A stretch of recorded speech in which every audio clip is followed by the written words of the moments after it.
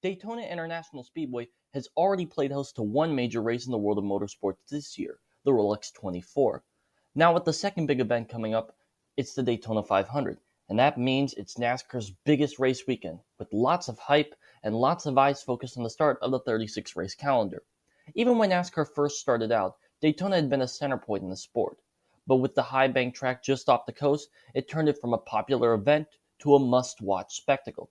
Since it was first built in 1959, the track has gone through a lot of changes and adaptations during the first 65 seasons. We'll be discussing the drama of the past year and the history of the Daytona Speedway, as well as the many series that also run on the same weekend. NASCAR formed in 1948, and it held its first races in 1949. One of these was at the beaches of Daytona, where drivers would take a 2 mile long run on the sandy shores, then run on a sharp 90-degree corner to the left, drive back down along another 2 mile section, this time on a paved roadway, and then another sharp 90-degree turn. Daytona Beach became famous for its smooth sand, which allowed many land speed records to be set there. During the mid 1950s, plans to envision a paved oval circuit bigger than any other at the time were drawn up. Darlington Raceway in South Carolina was the biggest oval that NASCAR ran at any time during this early era, and at around 1 1/3 miles in length, with wide banks and a narrow topside banking that made extremely varied and exciting racing. Bill France, the CEO of NASCAR, envisioned something greater than that even then. Higher banking, longer straights, faster speeds, really anything you could want. After being completed before the 1959 season, the plan was set for the circuit to be a globally recognized name for lots of racing enthusiasts. A 500-mile event, the Daytona 500, was to be set up and run every year in mid-February. The weekend would be split up with two qualifying races of 40-lap lengths, allowing drivers to prep and qualify into the race, a tradition that carries on to this day in an alternative format.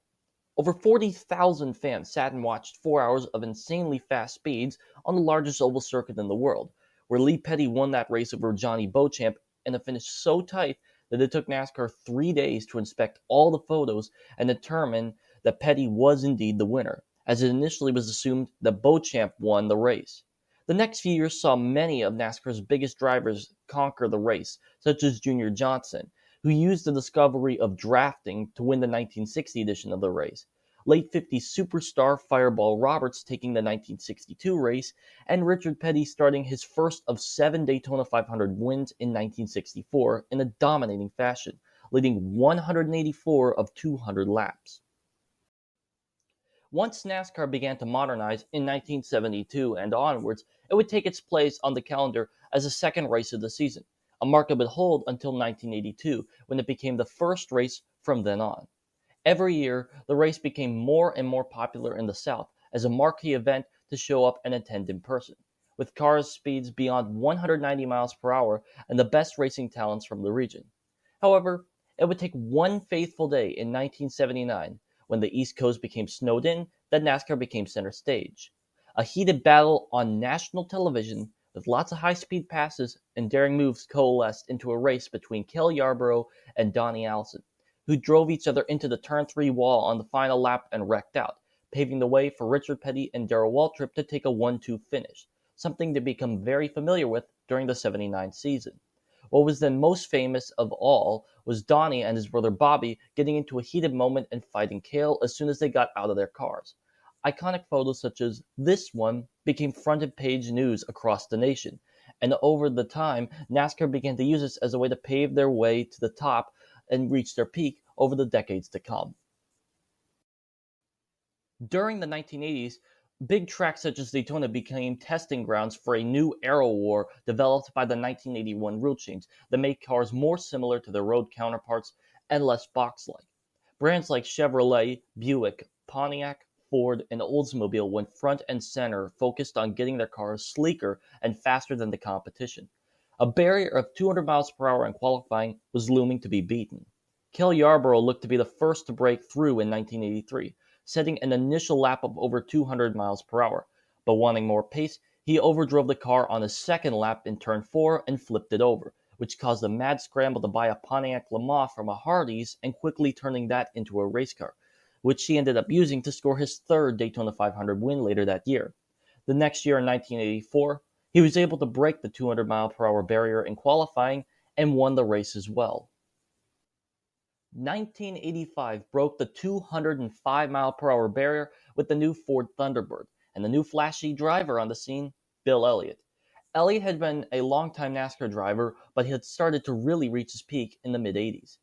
Elliott used his incredible speed at the superspeedways to do unbelievable things, such as unlapping himself twice at Talladega under green flag conditions, and helped him win 12 races during the year, mostly on the big tracks, with the catalyst being the Daytona 500 victory. After the increasing speeds year after year, which saw speeds over 210 miles per hour, the 1988 Daytona 500 slowed down considerably, but obviously for a safety reason. After Bobby Allison's car took off at Talladega in 1987 and tore down a huge amount of fencing, NASCAR began to reconsider the amount of speed the cars were able to pull. Average lap speeds were getting way too fast, and the cars were just too unsafe for the amount of cars that were on track. In 1988, the restrictor plate would be added to the cars to slow down and reduce the speed and overall power. On the flip side, cars became bunched together and drafted in packs, which would become a trend for the future larger crashes and closer racing we associate with the race today. Throughout the 1990s, a familiar storyline took place in the race, and that was Dale Earnhardt and the seemingly infinite bad luck he had in the race. After Darrell Waltrip won the race in 1989 in his 17th attempt, Earnhardt, now heading towards his 12th go at it, tried to shake off all the doubts. 1990 was for sure a race he had in his pocket, as prior to a caution flag he had a 40-second lead. After the caution flag he kept the lead and had the lead going into the third corner, before a puncture took him out and the unlikely Derek Cope stole the race and claimed his first ever career win. In 1991, Earnhardt struck a bird on the backstretch whilst leading, causing aerodynamic issues that would hamper his ability to win, sealing it for Ernie Irvan. In 1993, Earnhardt had a for sure win taken away when Dale Jarrett swooped around him and won the first ever race for Joe Gibbs Racing, just 36 days removed from Gibbs' last NFL game as a coach at the time. 1995 was another year Earnhardt had victory in his sights, taking a gamble on fresh rubber at a late restart to try and pull up front in the field. He inevitably ran out of time, letting Sterling Marlin take his second Daytona win in a row. 1996, Earnhardt was once again thwarted by Dale Jarrett for the second time in the race. 1997 was a heated duel between him and Jeff Gordon, the, at the time, best driver in NASCAR, with Earnhardt ending up getting the bad luck of the stick as he flipped over on the backstretch during the race, and Gordon ended up winning. In spite of this, Earnhardt kept going and finished the race, showing his desire and tenacity even with all the luck going against him. After all of the strife and painful defeat, he had another shot in 1998. Leading the race with just 2 laps to go, a crash on the backstretch led to a yellow flag being waved, and he had to hold off the field as they raced back to the line, eventually crossing the line and getting to win the race on attempt number 20. It was such a momentous occasion that every crew member from every team lined up on pit road to congratulate the accomplishment of a lifetime. 7 championships and 70 race victories meant nothing beforehand. He had broken a curse of his and now could achieve everything he had wanted in NASCAR. Jeff Gordon won the 1999 Daytona 500, his second 500 victory, and his 14th combined race victory in the last 34 races. 2000 unfortunately was considered a dull and boring affair, as the Fords dominated the race and made it single file throughout, eventually winning with Dale Jarrett again. In 2000, the Truck Series made its debut at the track with a thrilling race that saw a scary crash midway through, where Jeff Bodine got turned into the fencing and was sent tumbling down the front stretch in flames, but was able to come out with minimal injuries. The Busch Series had also been running there for decades, but was slowly evolving from a low-stakes alternative to Cup with more rumbling V6s to now a development series that many took as the stepping stone to Winston Cup, and it also featured a lot of action and crazy accidents, just like its other counterpart.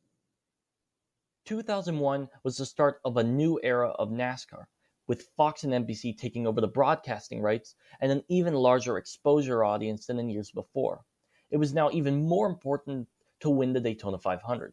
Long green flag runs split the field before around 25 laps to go when a massive wreck took out more than 15 cars, and driver Tony Stewart were sent tumbling over and above the field in a wreck scary enough that Earnhardt uttered the words, "Richard, if they don't do something with these cars, it's going to end up killing somebody," in reference to his owner, Richard Childress. 30 minutes later, and coming to the end of the race, Earnhardt was defending his team drivers Michael Waltrip and Dale Earnhardt Jr. as they pulled away from the field. Earnhardt made one last move where he got sent out across the front nose of Sterling Marlin, turned down the track, and straight up into the wall where Kenny Schrader had nowhere to go. A seemingly normal accident would turn out tragic, and the words of Earnhardt just moments before had shuddered fear into his eyes would now be his final act in his career. The biggest shock to the NASCAR world that Dale Earnhardt was killed in an accident at Daytona in front of millions would spark a fire that would eventually cause changes to be made in efforts for safety that wouldn't take place until near the end of the year in October. Daytona had seen fatal accidents before, but this one was easily the largest. Afterwards, the 500 became a momentous place to celebrate the life of Earnhardt and his legacy of Dale Earnhardt Incorporated, a team that now would go on to dominate super speedways just like Senior did before. The years following Earnhardt's death were tense, but a time of progression. New faces propped up the 500 grid, with older veterans including Ward Burton and Michael Waltrip coming home victorious in those races, albeit not by always the most normal of circumstances. Dale Jr., who had begun to carve out his own path in NASCAR successfully, won the race in 2004 on his sixth attempt, a celebratory moment that was expected to be a catalyst for the bright future for the son of a legend. At the time, as well, the Truck Series at Daytona started becoming bigger and bigger, with it now being a headline night race and an act where Toyota joined the grid, the start of a new flurry of success for the Japanese brand in motorsports. 2005 was one of the more wild speedweeks, having an ARCA race see many incredible and scary accidents that luckily everybody got out of. The Truck Series having much of the same wild wrecking and racing with a controversial finish to go along with. Tony Stewart claimed victory in the Busch race as a result of a last lap yellow flag, a race he would go on to win another further 6 times. Cup was not excluded from the chaos as well, with wrecks littering even the dual races in the 500, before Gordon claimed his third victory at the race. As NASCAR continued further into the 500's life cycle, more and more iconic moments would befall the event, seemingly advancing this race's aura into the stratosphere. Jimmy Johnson winning the '06 500 in the foggy conditions, kicking off 5 straight championships. Kevin Harvick and Mark Martin dueling for the win in '07 as the field piled up behind them. Roger Penske getting a 1-2 finish on the 50th edition of the race in 2008, when Ryan Newman won. Matt Kenseth stealing one from starting last in the race as rain fell in 2009, and Jimmy McMurray winning in his debut race for Earnhardt Ganassi Racing, defending off Dale Jr. for a victory in 2010. During 2010's race, the track surface had been the same for nearly 35 years up to that point, and was starting to crack up and fall apart, with one hole in the surface causing 2 red flags for around 2 hours of repairs. A repave of the circuit came and went during the 2010 off-season into 2011, and this allowed a form of drafting that had only been hinted at for years to blossom: tandem drafting.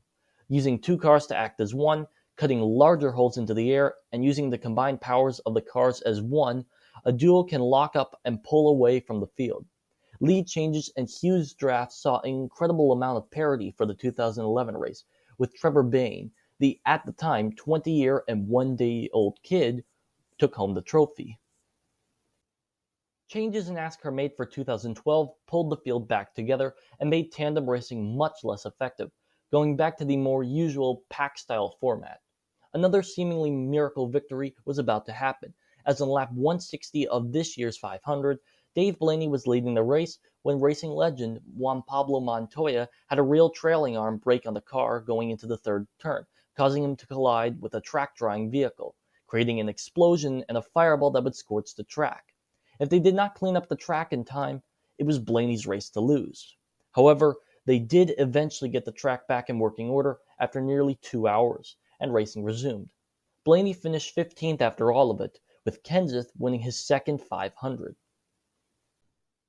2013 featured another new generation of car, the Gen 6, and a lot of single-file racing with a new racing package. Severely unpopular, 2013's only memorable features were the at the time ex-IndyCar driver Danica Patrick winning pole for the race and Jimmy Johnson finishing first and winning the 500 for the second time. Shakeups in the package in 2014 allowed much closer racing, with Dale Jr. being able to scoot away from the field and win the 500 10 years after the first one.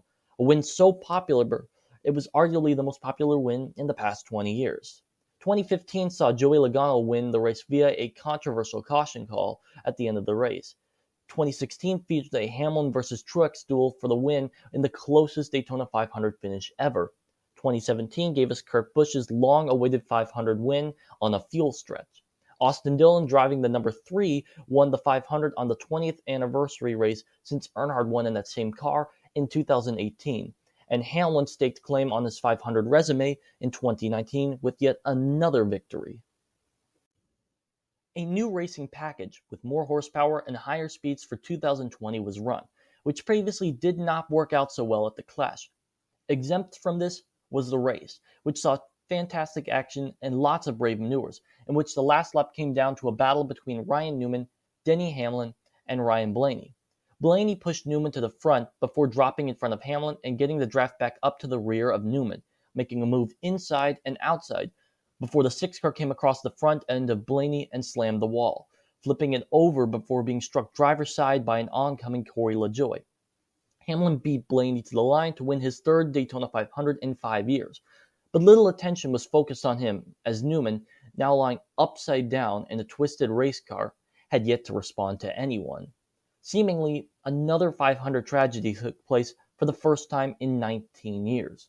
Miraculously, Newman got away with it mostly unscathed and left the hospital just days later, showing NASCAR's marks of strength they had gone over the past 20 years to ensure driver safety.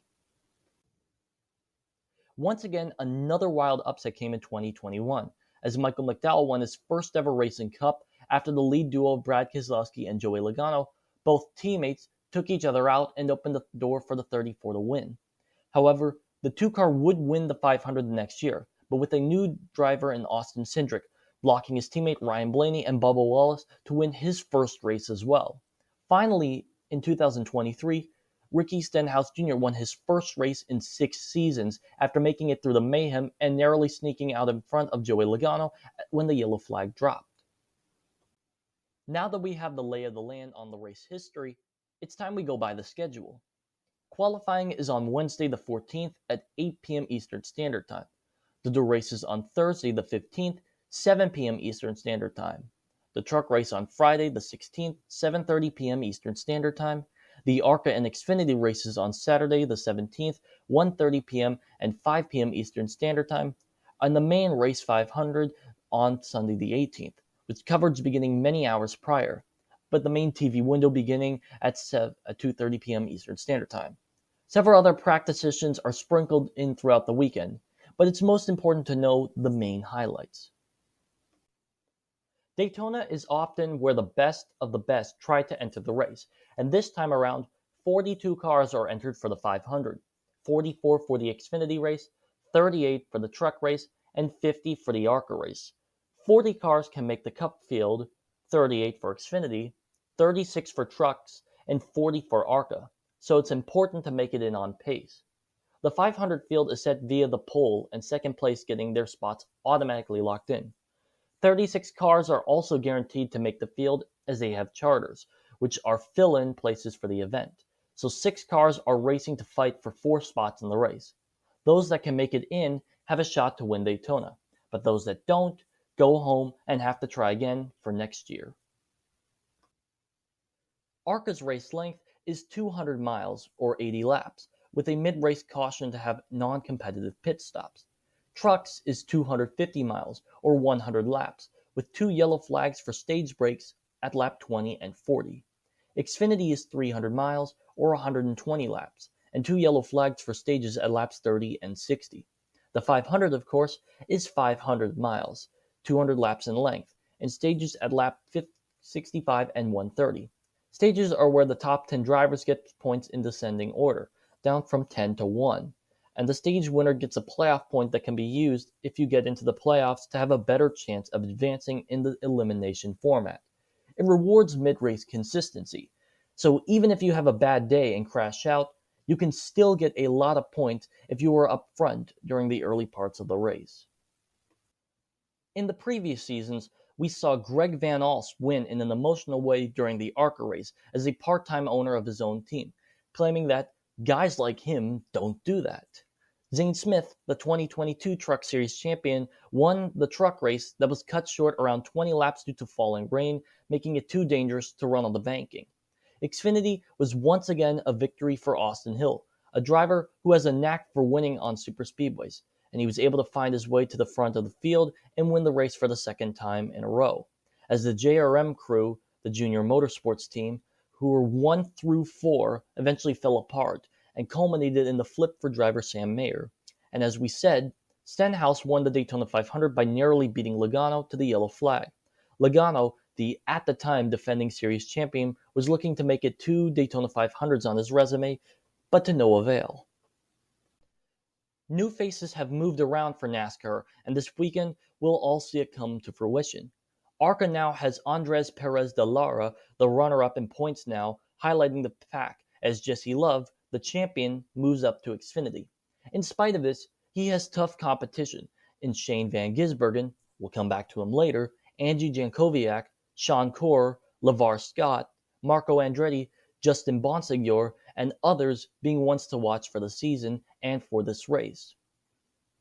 Trucks no longer has Zane Smith in the field, as he has stepped all the way up to the Cup Series and will be competing for the 500.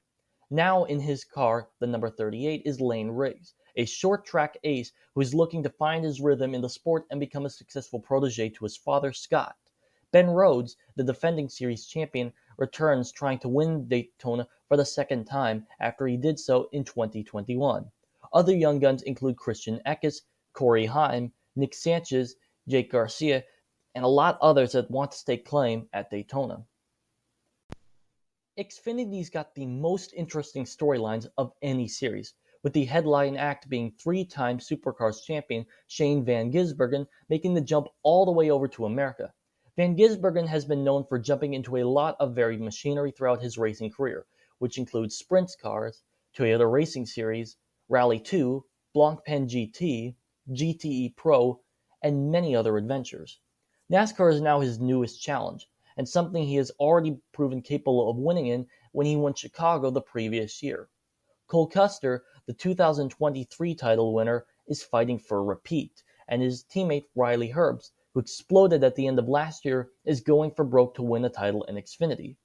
Chandler Smith, Sam Mayer, Sammy Smith, AJ Allmendinger, Austin Hill, and Justin Allgaier are just a taste of the depth and the talent of this second-tier series. And finally, Cup. Ricky Stenhouse Jr. being the previous year's race winner definitely is one to consider as a favorite, as he's won all 3 of his Cup races on superspeedways. Other drivers include our previous year's champion Ryan Blaney, who has won on superspeedways several times, including at Daytona in the summer race of 2021. Denny Hamlin, another one who has won the 500 before 3 separate times, is absolutely a favorite. Kyle Busch is now on attempt number 20, and coincidentally is driving for Richard Childress Racing, the same team that Dale Sr. won with back in 1998. Ross Chastain is also one to look out for, being that he won the final race at Phoenix the year before, and his second ever Cup win came at Talladega, the other drafting track. Bubba Wallace is another hot commodity, as he won on a Superspeedway Cup before and got really close to taking the 500 back in 2022, only narrowly missing out on the top spot. Many other drivers that could be a real threat are, well, anyone, but the list of them definitely includes Martin Truex Jr., William Byron, Chris Buescher, Brad Keselowski, and Michael McDowell. All races and sessions are on Fox and FS1 in America, with other platforms to watch the races in other parts of the world. If you're curious how to watch the 500 outside of America, check your local provider, as NASCAR is streamed in well over 150 different countries, so there's always going to be a way to watch the race. NASCAR has returned and is back in full swing. A season of 36 races in length and nearly 9 months of jaunting action and excitement are expected. And with the heightened talent levels year after year and the importance of race victories growing each season, the 500 not only symbolizes immortalizing yourself as one of the greats to conquer the circuit, it also can forever change the trajectory of your career and potentially lead you on a path to a title. Gear up for the action of Daytona in a 200-mile-per-hour frenzy on Sunday. I hope you all enjoyed this video, and consider liking and subscribing.